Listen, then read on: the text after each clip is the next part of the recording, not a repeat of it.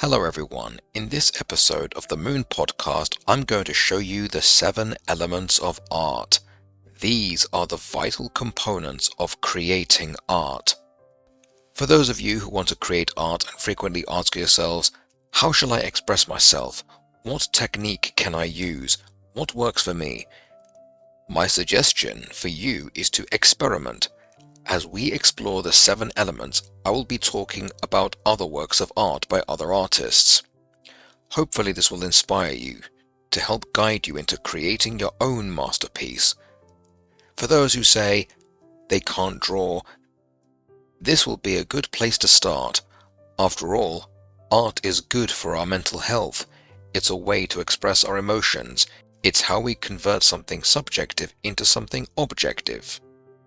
This is something I covered in a previous video about why we love art and music. Art is vital to our mental health.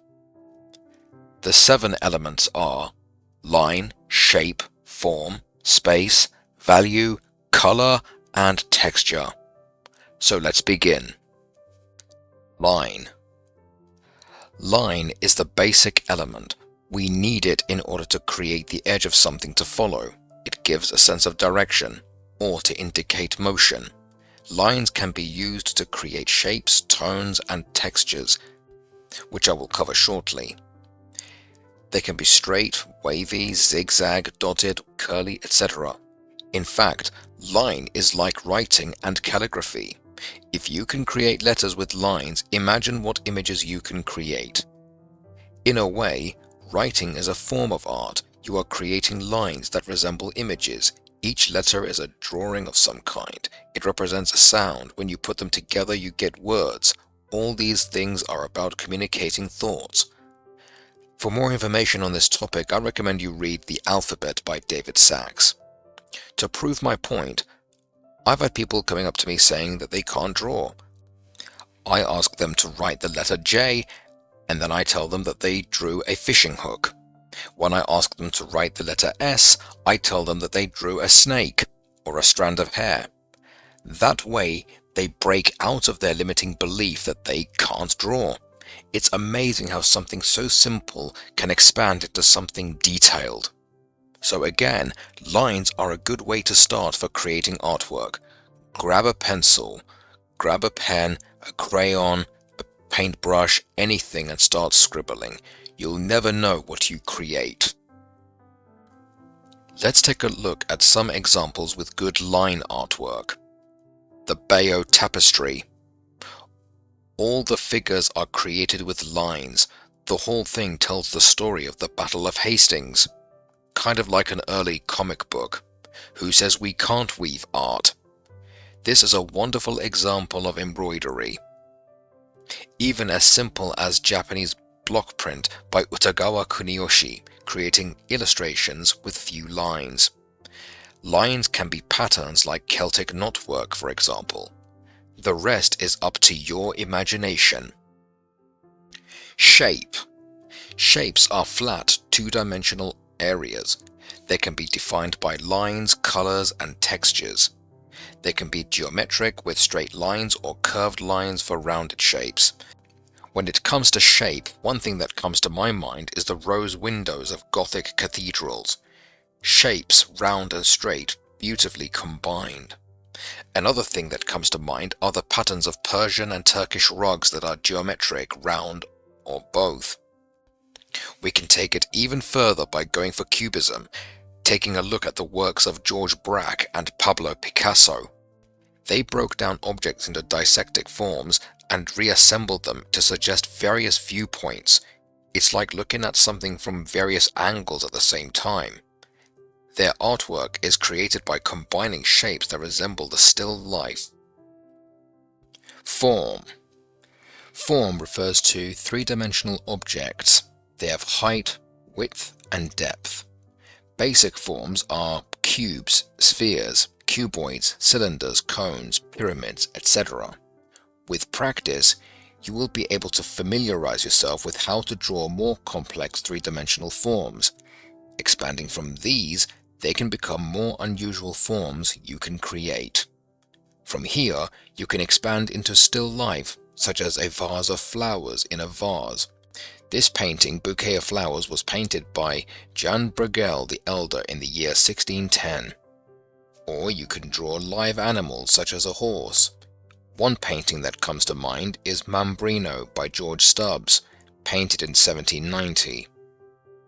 If organic forms are not your style, you can always go for jagged forms like a mountain of ice, such as the one in Wreck of Hope by Caspar David Friedrich, painted in 1824, giving us a sense of sharpness. From here we now move on to space. Space describes the area within and around the objects in the work of art. We've all heard of terms like positive space and negative space. Positive space is the object itself, while negative space is the empty areas around the object. This is useful for arranging things, creating composition for your artwork. This helps you give your artwork some balance. For example, very briefly, let's take a look at a photo. As a side note, yes, photography is also art because it shows the viewer what the photographer sees. This is a photo of a tree. As you can see, there is a lot of negative space around it. It takes up very little amount of space in the picture. Getting back to paintings, let's take a look at a ship on the high seas caught by a squall known as the Gust. Yes, that's the name of the painting, and the name of the painter is Willem van der Velde the Younger. As we can see, he's into long titles to go with his long name. This was painted in 1680.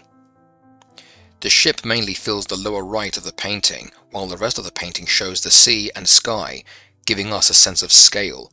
The ship is caught in the middle of a strong wind. One of its sails isn't fully attached to a mast, unable to stabilize the ship, giving us a feeling of powerlessness of the ship. Being at the mercy of Mother Nature, it goes to show how Mother Nature can easily overpower us. The use of negative space here gives us a sense of vastness of the oceans and of the sky. Now, to contrast this, let's take a look at positive space, such as The Girl with the Pearl Earring by Johannes Vermeer in 1665. We notice the girl straight away because she fills most of the painting. There isn't much negative space around her. The painter wanted the viewer to focus on the girl.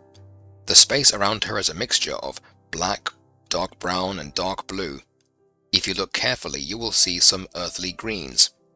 Meanwhile, the girl herself is brightly colored, with her blue and yellow turban, with the famous large pearl earring, and her yellow garment with a white collar.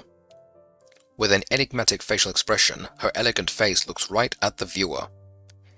As we can see, large amounts of positive space allows the painter to put more of such details into the subjects of their paintings. In fact, this painting can also be used as an example for another element of art, which I will now move on to. Value. Value refers to lightness and darkness of areas and of objects. This creates depth, contrast, and highlight. It gives the illusion of a three-dimensional object on a flat surface. This helps guide the eye of the viewer where to look. High value is bright, while low value is dark. Looking back at the girl with the pearl earring, the first thing we see are her eyes, where the value is the highest, her face, from which we are drawn to the shiny pearl earring. And then we zoom out and we see the rest of her. We pay little to no attention to the background because it has the least value. Now here's another painting by the same painter, Johannes Vermeer, called Woman with a Water Jug. The very first thing we see when we look at this painting is the white headscarf that the woman is wearing. Then we see her face, and then we see the rest of the room illuminated because she's opening the window to let some light in. The wall in the background and map on the wall have a lower value, and then everything else has lower value, with darker colors such as her dress and the table. What Johannes Vermeer has done here is that he cleverly arranged the light of the painting in such a way that draws our eye from one thing to another using light. Now let's take a look at some other paintings where darkness dominates the paintings, such as Sacred Love and Profane Love by Giovanni Baglioni, painted in 1603. There is also Saint Jerome writing by Caravaggio, painted around 1608. These paintings have a lot of low value. Dark colors dominate these paintings, making the human eye look for light. Naturally, we are drawn to the brightest areas and then we look at the colors in the darker areas where we find more detail. Which now brings me to the next element. Color. Colors are what we see when light reflects off objects. Colors create moods, different emotions, and emphasize harmony. There are three properties when it comes to color: hue, value, and intensity. Hue is basically the name of the colors we're all familiar with, like green, blue, yellow, and red, etc. Value, as mentioned earlier, refers to the lightness or darkness of a color. In this case, it measures how much black or white is mixed with the pure hue.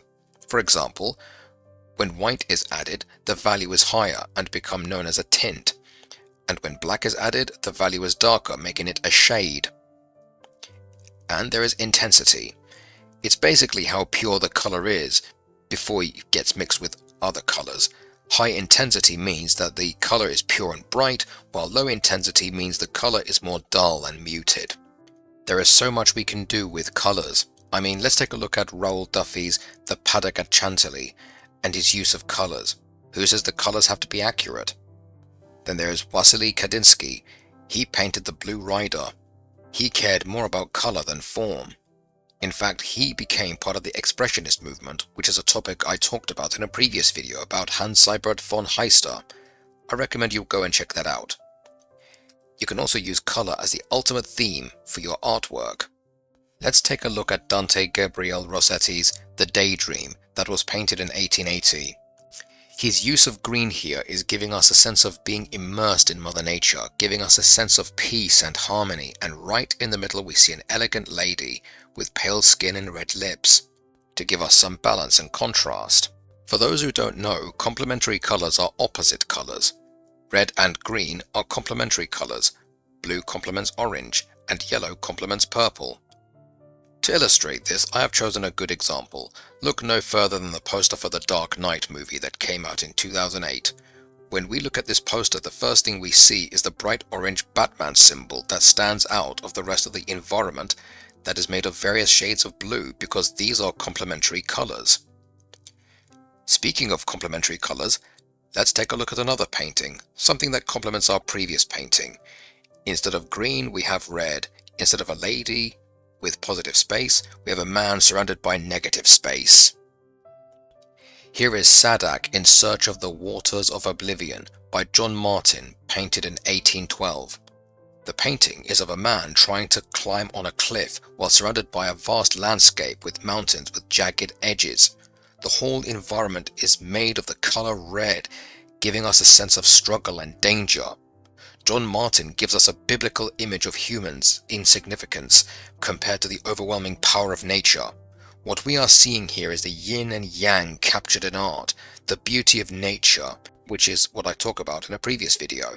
As a side note, for those who don't know, we have the terms warm colors and cool colors. Warm colors are hues associated with heat, such as red, orange, and yellow. They are associated with fire, the sun, and blood. Warm colors tend to evoke feelings of energy, excitement, passion, and warmth. Usually, warm colors give off a sense of intimacy. Cool colors are hues associated with coldness and calm, such as blue, green, and purple. They are linked to water, sky, and nature.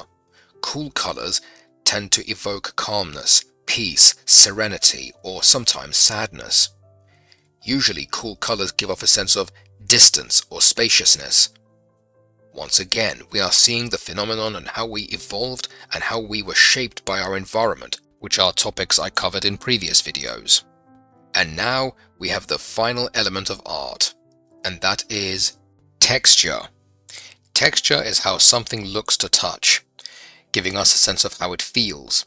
They can be rough or smooth. They can also be used as a kind of shading created with the use of lines, which takes us back to the first element I mentioned at the beginning. Texture adds realism. Let's take a look at the Arnolfini portrait painted by Jan van Eyck in 1434. Here we see a variety of textures: the fur on the man's coat, the drapery on the lady's dress, the dog in the foreground, the wooden floor, etc. Here, In Paris Street Rainy Day by Gustave Caillebotte, painted in 1877, you can see how wet the street is just by looking at the cobbles on the road, how the wet surface reflects the light and the shadows of the wet surface. The colours are not so intense because it's a rainy day. When it rains, we often get this slight mist. Then we have Young Hair by Albrecht Dürer, painted in 1502. He has done an excellent job of painting a hare, showing the natural texture of its fur with precise strokes, capturing both softness and detail, bringing it to life. And of course, we have Vincent van Gogh. We can see the texture of the paint with his use of thick brushstrokes, such as the painting Starry Night over Ron, with its rich palette of blues and golds to convey a vibrant and textured surface. The way the stars and lights glow on the surface of the water, it's a relaxing painting. And we have The Olive Grove, painted in 1889, with long lines for the trees and the use of dashes for the leaves of the olive trees. His use of bright colours for the sky and use of orange for the ground, giving us a sense of warmth, as if we are standing in an olive grove in Cyprus. And he uses blue for the shadows on the ground. So there we have it. These are the 7 elements of art. We have explored line, shape, form, space, value, color, and texture. These are keys to unlocking creativity and expression. Whether you're a beginner who feels like you can't draw, or an experienced artist looking to deepen your understanding, feel free to experiment with these elements and unleash your imagination. To conclude this video, I want to remind you that art is not about the perfect technique. It's about communicating emotions, ideas, and stories. This is why we love art, which is what I talked about in a previous video. Art is a powerful tool for mental health and expression. Art is a powerful tool for mental health and self-expression that everyone can access. I encourage you to pick up a pencil, brush, or any tool and start creating. Thank you so much for listening. Take good care of yourselves.